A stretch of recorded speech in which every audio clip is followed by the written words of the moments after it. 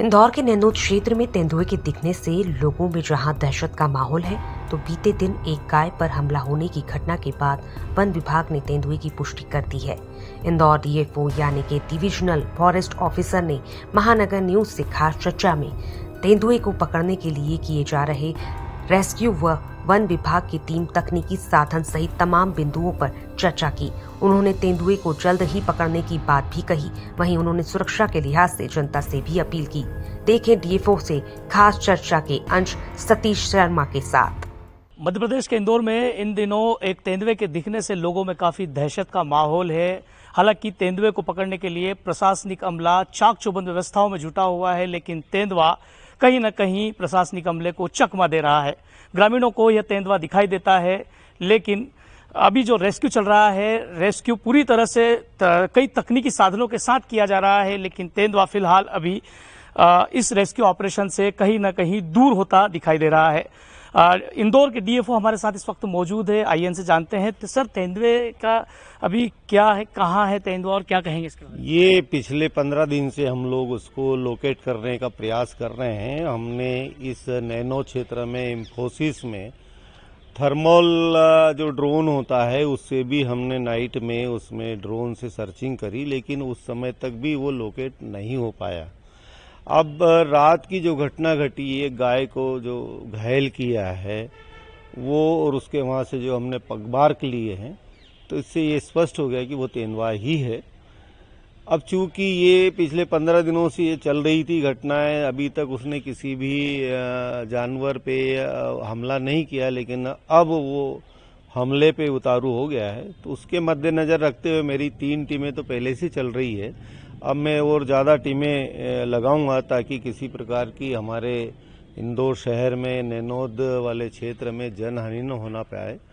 तो मेरा पूरा प्रयास है, जैसे ही तेंदुआ लोकेट होता है, जैसे ही पता लगता है कि यहाँ पे हमारे पास ट्रैंक्विलाइज गन है, हमारे पास रेस्क्यू के और भी बहुत सारे साधन हैं जिससे हम उसको तत्काल रेस्क्यू कर लेंगे।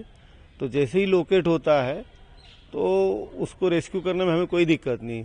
रहा सवाल भय का माहौल, तो ऐसा इस सच अभी तक तेंदुए का इतिहास है, हम लोग तो वन विभाग से हैं, तो अभी तक बड़े व्यक्ति को कभी उनने घायल नहीं किया, न कुछ ऐसी चोट पहुंची है। तेंदुआ क्या होता है, छोटे बच्चों को, छोटे जानवरों को उठाता है और वो अपना उसका शिकार करता है। बहुत ही शर्मिला वन्य प्राणी है, वो छुप के ही वार करता है। तो मेरी जनता से ये अपील है कि वो सुबह 5:30 से 7:30 बजे तक अपने घरों से छोटे बच्चों को निकलने ना दे। अगर निकलना ही आवश्यक है, स्कूल जाना है, तो घर के बड़े सदस्य उनके साथ आए। और बड़े व्यक्तियों के लिए निर्देश है कि रात में अगर उनको घूमना है या सुबह घूमना है तो हाथ में लाठी लेके चले। वो ग्रुप में जाए, 2-2, 3-3 के ग्रुप में जाएंगे तो वो कभी भी वो तेंदुआ उन पे हमला नहीं करेगा।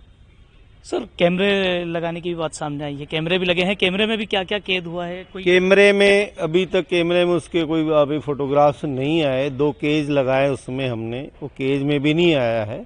अब देखते हैं, अब जैसे आज रात की घटना से उसका मूवमेंट और तेज हो गया है, तो हम वो शिफ्ट करेंगे जहां हमने पहले केज लगा रखे हैं और कैमरे लगा रखे हैं। उन कैमरों को हम अब शिफ्ट करेंगे जहां पे अभी रिसेंट में देखा गया उसके आसपास।